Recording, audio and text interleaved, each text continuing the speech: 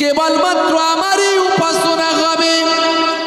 তোমরা দুনিয়ার জমিনে আমার আরাধনা, আমারই ইবাদত, আমারই তপস্যা, আমারই ইবাদত করবে। আমি আল্লাহ ছাড়া আর কারো ইবাদত নয়। কারণ আল্লাহ হলেন এক, সেই Allah is one, Allah is one whom all depend.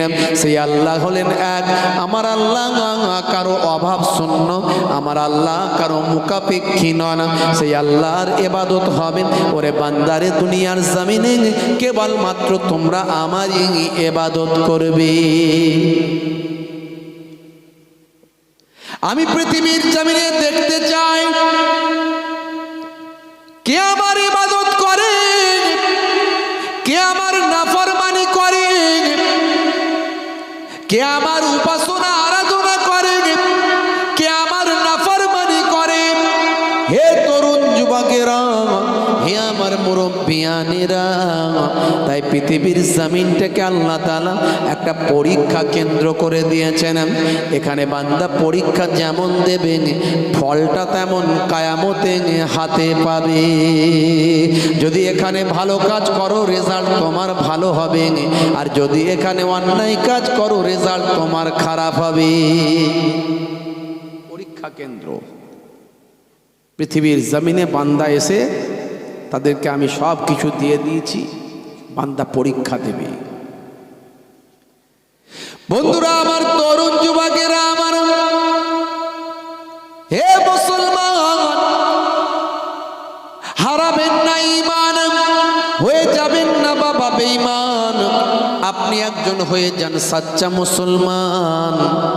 আমার আল্লাহ বাড়িয়ে দেবেন আপনার দুনিয়াতে সম্মান, আমার আল্লাহ বাড়িয়ে দেবেন আপনার আখেরাতে সম্মান। কারণ আপনি হয়ে যদি যান সাচ্চা মুসলমান। হে তরুণ যুবকেরা, আখেরি জামানাতে ঈমান বাঁচানো বড্ড দায়। আখেরি জামানাতে ঈমান বাঁচানো বড্ড শক্ত।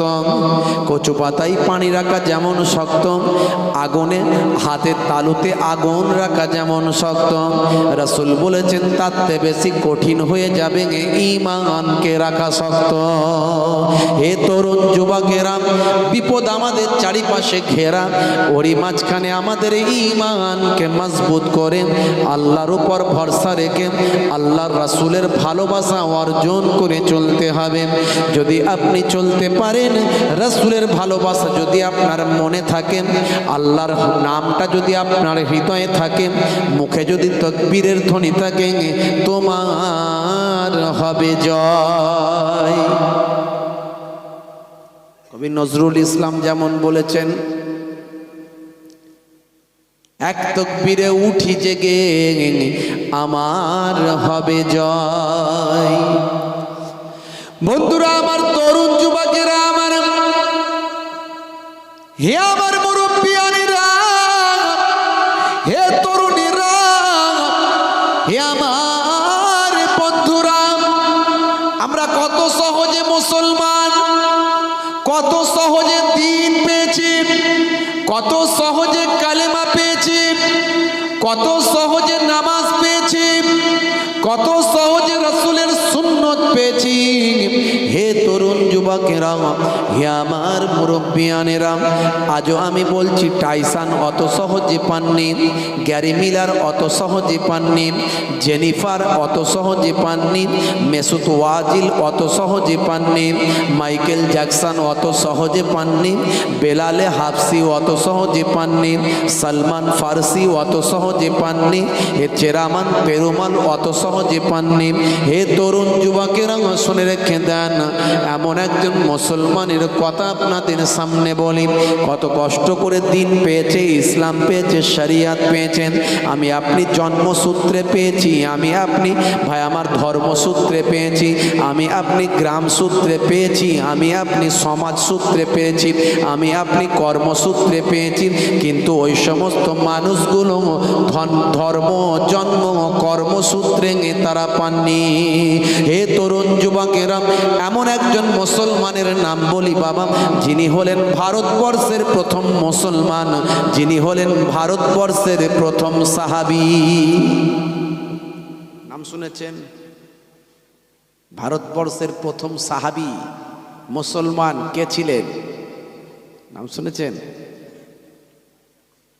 না, উনি সাহাবী নন। উনি নবীকে দেখেছেন? নবীকে দেখলে তবে তো সাহাবী, না দেখলে সাহাবী হবে? সাহাবী এক বচন, সাহাবা বহু বচন। সাহাবী এক বচন, সাহাবা বহু বচন। যে নবীকে চামড়ার চোখে দেখে তাকে বলা হয় সাহাবী। আচ্ছা বলেন তো দেখি, সাহাবীর দরজা বেশি না ওলিদের দরজা বেশি? জোরে বলেন, এটা সবাই মিলে বলেন। সাহাবীর। মাশাআল্লাহ, আপনারা যে ওয়াজ শোনেন এটা বোঝা যাচ্ছে। আপনারা যে ওয়াজ শোনেন বা আপনারা জানেন, ধর্মীয় কালচার যে আপনাদের মাঝখানে আছে, বোঝা যাচ্ছে এটা। আচ্ছা বলেন তো, একজন সাহাবী যে নবীকে সকাল 10টার সময় এসে আল্লাহর নবীকে দেখলো, নবীর হাতে কালেমা পড়লো, নবীকে দেখলো, ঈমান আনলো, আর বেলা 1টার সময় জোহরের নামাজের আগে ইন্তেকাল করলো। আচ্ছা এই রকম একটা সাহাবী যে নবীকে দেখলো, এই রকম সাহাবী, এই সাহাবীর দরজা মর্তবা বেশি না গাউসে আজম ওলিদের বাদশাহ যিনি জীবন দশায় মুর্দাকে জিন্দা করে দিতেন, এত বড় ক্ষমতা, সেই গাউসুল আজমের দরজা বেশি? কার? সাহাবীর দরজা বেশি। সবাই বলছেন, সবাই বলছেন খাজা গরিব নওয়াজের দরজা বেশি না ওই রকম একজন সাহাবীর দরজা বেশি? কার? সাহাবীর দরজা বেশি। কেন? এক ওয়াক্তের নামাজ পড়েন না, একদিনের রোজা রাখেন না, ইবাদত বন্দেগী কিছুই হয় না। সকাল 10টায় এসে ঈমান কবুল করেছে, 1টায় মারা গেছে জোহরের নামাজের আগে। এখন ওই রকম সাহাবী, তার দরজা বেশি না গাউসুল আজম? কি বলছেন? ঘাবড়ে যাচ্ছেন? সবাই বলছেন, সবাই বলছেন সাহাবীর দরজা বেশি। ঠিক বলছেন সবাই? একটু কনফিউজ হয়ে যাচ্ছেন। সাহাবীর দরজা বেশি, ঠিকই বলেছেন। কেন? দরজা ইবাদত সে নেহি, দরজা নামাজ সে নেহি, দরজা रोजे से नहीं, यहाँ दर्जा मुस्तफा की दीदार से है। জোরে হবে না? রসুলের দিদার পেয়েছে তাই। নামাজে নয়, রোজাই নয়, रसूलेर दीदारे ता दर्जा बेसी। गौसुल आजम से अफजल है, खाजा गरीब नवाज से अफजल है, अहमद सन हिंदी से अफजल है, मुजद्दिद अल्फसानी से अफजल है, सारे अवलिया से अफजल है। दर्जा इबादत से नहीं, दर्जा मुस्तफ़ा की दीदार से है। बंधुरा आमार, तरुण जुबकेरा आमार, तो से भारतवर्षेर प्रथम साहाबी नबीके देखेছে। नामटा জানা আছে কিনা জানি না, একটু শুনে রাখেন, মনে থাকবে। বন্ধুরা আমার, তিনি কোথাকার মানুষ জানেন? আমাদের কেরালার মানুষ। কেরালার মানুষ তিনি। হে তরুণ যুবকেরা, হে আমার বন্ধুরা, হে তরুণীরা, হে আমার যুবকেরা, শুনে রেখে দিন বাবা, জেনে রেখে দিন বাবা। হে মুসলমান, একটুখানি লক্ষ্য করুন। ভারতবর্ষের প্রথম মুসলমান, ভারতবর্ষের প্রথম সাহাবী বাবা। আমি আজকের কথা বলছি না, আজ থেকে কিছু কম বেশি প্রায় ১৫০০ বছর আগের কথা বলছি, যেই সময় আল্লাহর নবী মক্কা শরীফে অবস্থান করেছে। সেই সময়কার হিন্দের কথা বলছি, সেই সময়কার হিন্দুস্তানের কথা বলছি, সেই সময়কার ইন্ডিয়ার কথা বলছি। হে তরুণ যুবকেরা, হিন্দুস্তানের প্রথম মুসলমানটা হলেন, তিনি হলেন কেরালার মানুষ। তিনি হলেন একজন ছোট একটা এলাকার রাজা, তিনি একজন রাজা মশাই ছিলেন বাবা। হে তরুণ যুবকেরা, বন্ধুরা আমার, হে তরুণ যুবকেরা, হে আমার মুরব্বিয়ানেরা, এই কেরালার একটা জায়গা আছে, জায়গাটার নাম হলো মালালা। এই মালালা নামক একটা জায়গা, যেখানটাকে বলা হতো কোডুঙ্গলা। এই মালালার কোডুঙ্গলা বলে একটা জায়গা। এই কোডুঙ্গলার যিনি রাজা ছিলেন, এই কোডুঙ্গলা এলাকার যিনি রাজা ছিলেন, ভাই আমার দোস্ত আমার 26 বছর ধরে রাজত্ব করেছেন। হে তরুণ যুবকেরা, 2500 মাইল এলাকা জুড়ে তিনি রাজত্ব করেছেন। সেই রাজা আর অন্য কেউ নন, সেই রাজার নাম হলো রাজা চেরামান পেরুমন।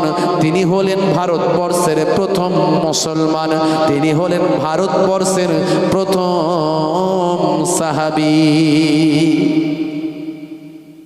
বলে দেবো একটু, কি বলেন, একটু বলে দেবো না? জানা আছে, বলার দরকার নেই, অন্যদিকে চলে যাব। বলতে হবে? কত কষ্ট করে দিন পেয়েছেন, কত কষ্ট করে ইসলাম পেয়েছেন, কত কষ্ট করে রাসূলের সুন্নত পেয়েছেন। হে আমার বন্ধুরা, ইসলাম আপনাকে আমাকে শান্তির কথা বলে, ইসলাম আপনাকে আমাকে সম্প্রীতির কথা বলে, ইসলাম আপনাকে আমাকে ভ্রাতৃত্বের কথা বলে, ইসলাম আপনাকে আমাকে মানবিকতার কথা বলে, ইসলাম আপনাকে আমাকে মনুষ্যত্বের কথা বলে। ইসলাম জানিয়েছেন, দয়ার নবী বলে দিয়েছেন, হে বাবা আবু যার, হে বাবা আবু যার, শুনে রেখে দাও, জেনে রেখে দাও, ইয়া আবা যার লা তাহকিরান্নাল মারুফা সাইয়্যাত। বাবা আবু যার, তোমার জীবনে এমন কিছু নেক আমল আছে, ভালো আমল আছে, কিন্তু ছোট ছোট ছোট ছোট সে আমলগুলো, এই ছোট ছোট কাজগুলোকে তুমি ঘৃণা করবে না, নেগলেক্ট করবে না, তুচ্ছ মনে করবে না। হতে পারে ওই ছোট আমলগুলোর জন্য তোমার জীবনটা পরিবর্তন বদলে যেতে পারে।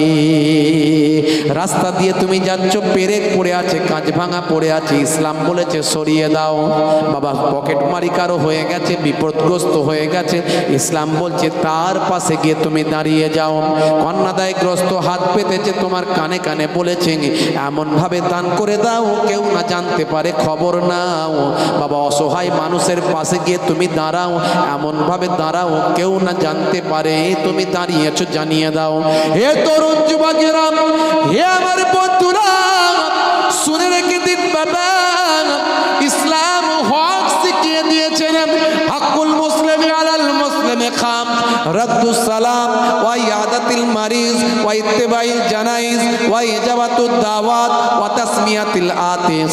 মুসলমান মুসলমানের হকটা শিখিয়ে দিয়েছেন। বাবা তুমি যখন বাইরে বেরোবে, কোনো সাচ্চা মুসলমান দেখতে পেলে, ইমানদার বুঝতে পারলি, প্রথম কথা হবে তোমার সালাম। ইসলাম শিখিয়ে দিয়েছে রাদ্দুস সালাম, সালামের উত্তর দাও। বিশ্বনবী জানিয়ে দিয়েছেন আসসালামু কাবলাল কালাম, কথা বলার আগে দাও তুমি সালাম। মুসলমান সালাম দেয় কাকে? যদি বুঝতে পারে চাস্তো ভাই আসছে। মুসলমান সালাম দেয় কাকে?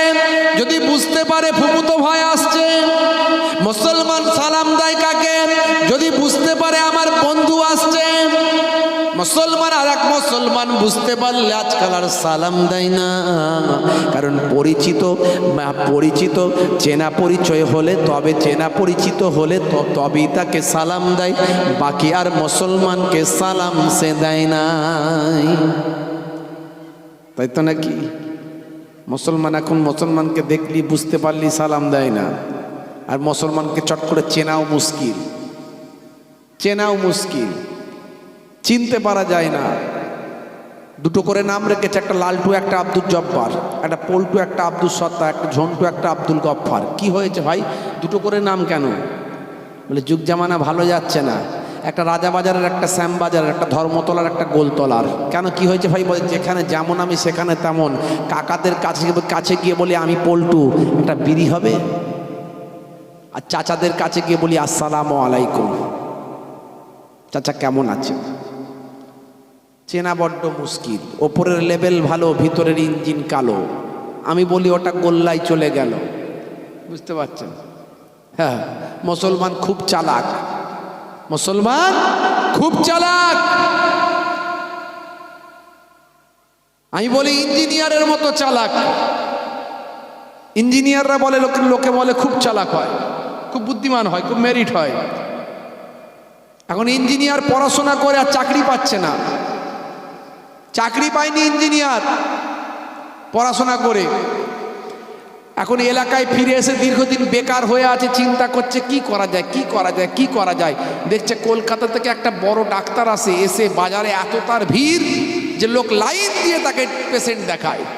মনে মনে চিন্তা করলো ওই লাইনটাই ধরতে হবে ভালো। তো ইঞ্জিনিয়ার হয়ে গেল ডাক্তার। ইঞ্জিনিয়ার হয়ে গেল কি বলে, ডাক্তার হয়ে গেল। হ্যাঁ, সে তার পাশে একটা দোকান ভাড়া নিল, নিয়ে চিকচাক সুন্দর একটা বেশ চেম্বার করে ফেললো, ঝিকঝাক অ্যারিস্টাকাট নিয়ে বড় একটা করে হোর্ডিং দিয়ে দিল, একদম ওপরে একটা বড় ফেস্টন লাগিয়ে হোর্ডিং দিল। কি দিল, এখানে সমস্ত রোগের চিকিৎসা গ্যারান্টি সহকারে করা হয়। কোনো ডাক্তার গ্যারান্টি দিতে পারবে? কিন্তু এত দিচ্ছে গ্যারান্টি। আবার লিখছে কি দেখেন, বলছে ফিজ হলো 300 টাকা, কাজ না হলে ফেরত 1000 টাকা। তাহলে বলেন পেশেন্ট আর অন্য কোথাও যাবে? আর যাবে না, পেশেন্ট আর অন্য কোথাও যাবে না। তারপরে যেই চেম্বার ওপেন করলো, তারপর থেকে আমাদের মুসলমান ঘরের ছেলেরা যারা এই তিরঙ্গা খায় আর পুচপুচ করে ফেলে, এরা বলে একবার দেখি আসি, চ কাজ হলে ভালো, না হলে আরো ভালো, 1000 টাকা ফেরত বলেছে। এত লাইন ভিড় লাগলো যে আসল ডাক্তারের মাছি মারছে।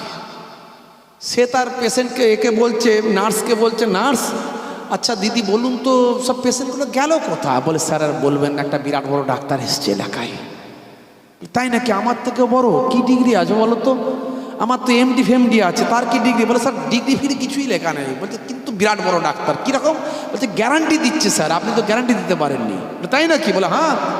বলে বলেছে ফিজ 300 টাকা, কাজ না হলে ফেরত 1000 টাকা। বলে তাই নাকি? এরকম ব্যাপার, পয়সা ফেরত দিচ্ছে? বলে তা হ্যাঁ। বলে তাই নাকি? কয়েকদিন পরে ডাক্তার নিরুপায় হয়ে মনে মনে করে কি ব্যাপারটা আছে একটু দেখি তো। আমি একদিন পেশেন্ট সেজে যাই। অরিজিনাল ডাক্তার পেশেন্ট সেজেছে, কলকাতা থেকে এসে পেশেন্ট সেজেছে।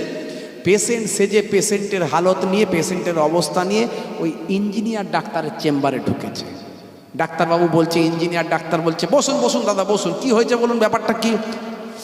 না আমি একটু বড় রোগে ভুগছি স্যার। বলে কি ব্যাপারটা কি বলুন না, এই জন্যই তো। বলে না আমি দেখলাম যে আপনার বোর্ডে লেখা আছে যে গ্যারান্টি সহকারে চিকিৎসা হয়, আবার ফিস 300 টাকা, কাজ না হলে ফেরত 1000 টাকা। তা আমি চিন্তা করলাম যে আমার রোগটা তো কোথাও সারছে না, আপনার কাছে যদি সারে, যেহেতু এত বড় আপনি ডাক্তার। বলে হ্যাঁ বলুন না কি হয়েছে। বলছে আমার যা খাচ্ছি টেস্ট পাচ্ছি না, যা খাচ্ছি টেস্ট পাচ্ছি না। মনে মনে চিন্তা করছি যে ওষুধই দিক না কেন বেটা, বলবো টেস্ট নেয়, দাও 1000 টাকা। কত বড় ডাক্তার হয়েছে দেখবে একবার। বলছে চিন্তা করবেন না, চিন্তা করবেন না, বসুন বসুন বসুন, যা খাচ্ছেন টেস্ট পাচ্ছেন না তাই তো? নার্সকে বলছে, নার্স আচ্ছা ওই 3 নম্বর আলমারি থেকে 22 নম্বর ফাইলটা বের করে দাদাকে 2 ফোঁটা খাইয়ে দাও তো। যেই 3 নম্বর আলমারি থেকে 22 নম্বর ফাইলটা বের করে 2 ফোঁটা খাইয়ে দিয়েছে। বলছে এই কি খালেন, এ তো পেট্রোল। বলে এই তো টেস্ট পেয়েছেন, দিন 300 টাকা। পেট্রোল খাইয়ে দিয়ে 300 টাকা নিয়ে নিয়েছে। অরিজিনাল ডাক্তার মাথায় হাত দিয়ে বলে সর্বনাশ, ঠকে গেলাম, ঠিক ব্যালেন্সটা রাখতে পারিনি। আচ্ছা ঠিক আছে, পরে আবার আসা যাবে, 300 গেল, ঠিক আছে, দিয়ে চলে এলো। কিছুদিন যেতে না যেতে মনে মনে চিন্তা করছে ফেরত হলে 1000 টাকা, কাজ না হলে ফেরত 1000 টাকা। ঠিক আছে, বেটা 300 টাকা নিয়েছে, এবার 1000 টাকা তুলবো। পরে আর একদিন গেছে, গিয়ে বলছে কি হলো ডাক্তারবাবু? বলে স্যার আর বলবেন না, কোনো রকমে যে আপনাকে চিনতে পেরেছি তাই কথা নয়, আমি যা দেখছি সব ভুলে যাচ্ছি, যা খাচ্ছি ভুলে যাচ্ছি, মাথায় কিছু থাকছে না, স্মৃতিশক্তি লোপ পেয়ে গেছে, স্মৃতিশক্তি লোপ পেয়ে গেছে। মনে মনে চিন্তা করছে যাই দিক না কেন বলবো কিছু জানিনি, জানিনি বলবো, কিছু মনে পড়ছে না বলবো, ব্যাস দাও 1000 টাকা, সহজে আদায় করে নেবো। বলে এটা চিন্তা করবেন না, বসুন বসুন বসুন বসুন বসুন। বসিয়ে দিয়েছে, এটা ওটা কাজ করতে করতে করতে করতে বলছে ও আপনার স্মৃতিশক্তি মনে পড়ছে না। এই নার্স আচ্ছা ওই যে 3 নম্বর আলমারির 22 নম্বর ফাইল থেকে ফাইলটা বের করে তাদেরকে 2 ফোঁটা খাইয়ে দিন তো। এটা পেট্রোল, ওটা পেট্রোল। ওই তো স্মৃতিশক্তি মনে পেরেছেন, দিন 300 টাকা। আবার 300 টাকা ছেড়ে দিয়েছে। ডিসব্যালেন্স হয়ে গেল, এই রে ডিসব্যালেন্স হয়ে গেল, যা সর্বনাশ করেছে। ঠিক আছে 600 টাকা গেছে গেছে, আবার 300 টাকা আরেকবার আসবো, 1000 টাকা তুলে নেবো, 600 টাকা গেছে গেছে, 400 টাকা লাভ হয়ে যাবে। কিছুদিন যেতে না যেতে ফের একবার এসছে। এবার কি করে চোখটাকে ট্যারা করে ফেলেছে, চোখটাকে ট্যারা করে ফেলেছে। নাকের সামনে দেখলি ট্যারা, দুদিকে দুটো চোখ, দুদিকে দুটো ঘুষি পাকিয়েছে, একটা 22 নম্বর ফাইল আর একটা ডাক্তারের দিকে। এই মারবেন না মারবেন না, কি হয়েছে বলুন। দাদা আপনাকে কি দেখতে পাচ্ছি, তাহলে কি আর এরকম করতাম, আমি তো সামনে হাত রেখেছি কোথায় ধাক্কা না লেগে যায়। বলে দাঁড়ান দাঁড়ান, বসুন বসুন, কী হয়েছে হয়েছে। বলে এই কদিন থেকে দেখছি চোখটা ট্যারা হয়ে গেছে, আর আমি কিছু দেখতে পাচ্ছি না, চোখে সর্ষে ফুল দেখছি, সব সর্ষে ফুল দেখছি। বলে বসুন বসুন বসুন বসুন, চিন্তা নেই বসুন বসুন। বলে এই চোখের তো ঔষধ আমার নাই। মনে মনে করছে এই বেটাকে সাইজে ফেলেছি, আজকে 1000 টাকা আদায় করবো। বলে বসুন বসুন বসুন বসুন। তো আপনার চোখের ওষুধ নাই তো আমি কি করবো, আপনি তো লিখেছিলেন ওখানে যে সমস্ত রোগের গ্যারান্টি সহকারে চিকিৎসা, কাজ না হলে ফেরত 1000 টাকা। তা আপনার চোখের যখন ওষুধ নেই, এক কাজ করুন, আপনি যখন লিখেছিলেন ওখানে লেখা দরকার ছিল যে চোখের ট্রিটমেন্ট হয় না, আপনি তো সেটা লেখেননি। তো আপনার আমি চলে এসেছি, আপনি আমাকে 1000 টাকা দিন, আমি চলে যাবো, 1000 টাকা দিন, অন্য ডাক্তারখানায় যাবো। আরে বসুন না বসুন, দিচ্ছি বসুন দিচ্ছি বলে কিছু সময় এদিক ওদিক কথাবার্তা বলে, আর ওই থেকে ড্রয়ার থেকে একটা গান্ধী মার্কা নোট, তাতে লেখা আছে 500 বের করে বলছে এই নিন 1000 টাকা। বলছে এটা 500 টাকা। বলছে 300 টাকা, আপনি চোখে ফিরে পেয়েছেন, 300 টাকা। সঙ্গে সঙ্গে 300 টাকা নিয়ে নিয়েছে। মানে 500 নোট যেই দিয়েছে, ও বেটা বুঝতে পেরে গেছে 500 টাকা। বলছে এই তো আপনি চোখ ফিরে পেয়েছেন, দিন 300 টাকা, আপনি চোখ ফিরে পেয়ে গেছেন। এখন এত চালাক। এখন মুসলমান আমরা, আমাদের দুটো করে নাম। কেন রে ভাই? বলে একটা ওই কাকাদের কাছে, একটা চাচাদের কাছে, যেখানে যেরাম আমি সেখানে সেরাম। হাই রে হাই, রাগ করবেন না বাপ, আল্লাহর কাছে চালাকি চলবে? আল্লাহর কাছে চালাকি চলবে? বন্ধুরা আমার, তরুণ যুবকেরা আমার, হে আমার মুরব্বিয়ানিরা, হে তরুণীরা, হে আমার যুবকেরা, শুনে রেখে দিন বাবা, জেনে রেখে দিন বাবা, হে আমার মুরব্বিয়ানেরা, ভাই আমার দোস্ত আমার, চেরামান পেরুমল হলেন ওই ছোট্ট এলাকার একটা রাজা। তিনি 26 বছর ধরে রাজত্ব করছেন বাবা, 2500 মাইল এলাকা জুড়ে রাজত্ব করছেন। বাদশাহ চেরামান পেরুমল, রাজা চেরামান পেরুমল একজন ন্যায় নিষ্ঠাবান বাদশাহ ছিলেন, রাজা ছিলেন বাবা। আমাদের এই কেরলার বলে জায়গা, কেরল একটা রাজ্য।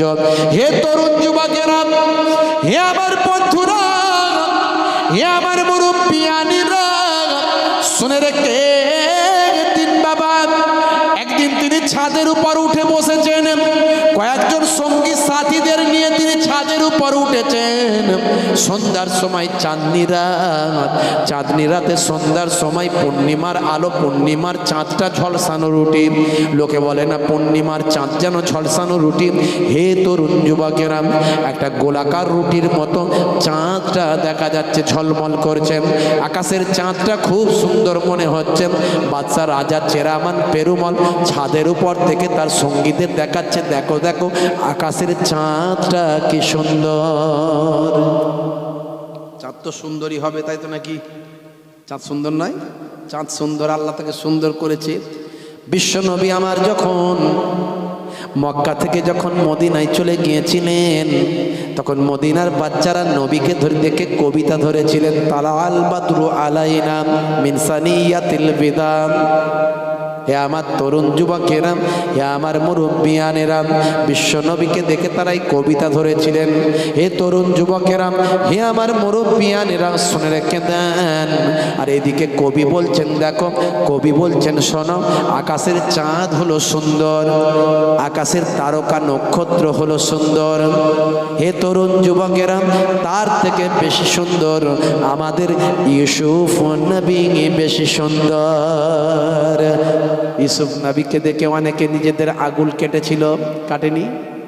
বন্ধুরা আমার, তরুণ যুবকেরা, হে আমার মুরব্বিয়ানেরা, হে তরুণ যুবকেরা, কবি বলছেন যারা আমার নবীকে দেখত, তারা যদি আমার নবীকে দেখত, যারা ইউসুফ নবীকে দেখে আগুল কেটেছিল, তারা যদি আমার নবীকে দেখত, আগুল কাটতে কাটতে নিজেদের কলিজা কেটে ফেলত।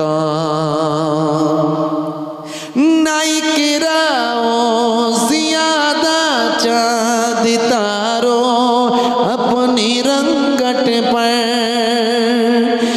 नहीं गिराओ ज्यादा चाँद तारों अपनी रंगट पर मेरा आका को देखोगे चमक ना भूल जाओगे। जोरा হবে না আর একটু জোরে হবে না। কবি বলছে হে চাঁদ হে তারকা যদি আমার নবীকে তোমরা দেখতে তোমরা চমকাতেই ভুলে যেতে। বন্ধুরা আমার, তরুণ যুবকেরা আমার, হে আমার মুরব্বিয়ানেরা, হে আমার বন্ধুরা, শুনে রেখে দিন বাবা। রাজা চেরামান পেরুমল আকাশের চাঁদটা দেখছেন, সঙ্গীদের দেখাচ্ছেন, দেখো কি সুন্দর গোলাকার চাঁদ, কি সুন্দর পূর্ণিমার চাঁদ। আহারে চাঁদটা দেখে মুগ্ধ হলাম, কি সুন্দর দেখতে মনে হচ্ছে, কত ভালো লাগছে। এমন সময় আকাশের দিকে তাকিয়ে আছেন, হঠাৎ করে দেখতে পাওয়া যায় আকাশের চাঁদটা দুটুকরো হয়ে দুখানা হয়ে দুদিকে ছিটকে যায়। চাঁদ দুটুকরো হয়েছিল না হয়নি? কে করেছিলেন? কার আগুলের ইশারায়? জোরে বলেন, আর একটু জোরে বলেন। আপনার আমার বিশ্ব নবীর আগুলের ইশারায়। রাজা চেরামান এখানে ভারতের জমিনে বসে বসে দেখছেন, কেরালার কডুঙ্গলার ছাদ থেকে বসে বসে দেখছেন আকাশের চাঁদটা দ্বিখণ্ডিত হচ্ছে। হে তরুণ যুবকেরা, হে আমার বন্ধুরা, হে আমার মুরব্বিয়ানেরা, এই আকাশের চাঁদটা দ্বিখণ্ডিত হতে দেখে রাজা চেরামান বড্ড ভয় পেয়ে গেলেন। না জানি আমার সাম্রাজ্যের জন্য, আমার রাজ্যের জন্য কোনো আসনি সংকেত কিনা, কোনো ভয়ের কারণ কিনা। চিন্তিত হয়ে পড়লেন। তিনি মনে মনে ভাবলেন আমি কি ঠিক দেখছি? সঙ্গীদের বললেন দেখো দেখো, আকাশের চাঁদটাকে এখনই গোল দেখছিলাম, পূর্ণিমার চাঁদের মতো দেখছিলাম, ঝলসানো রুটির মতো দেখছিলাম, এখনই আবার চাঁদটা দ্বিখণ্ডিত হয়ে দুদিকে সরে গিয়েছে।